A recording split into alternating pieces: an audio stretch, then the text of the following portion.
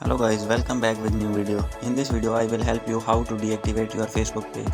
So let's start without wasting any time. So first of all, open your Facebook page that you want to deactivate. So I am clicking on this. So when your page completely switched to your profile, then click on three lines. After this, scroll down and click on settings and privacy.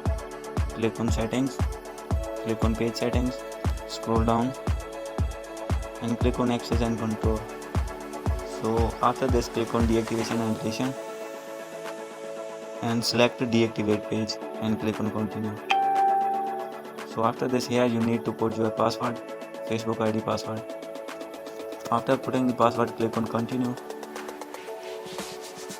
and this type of interface will be open.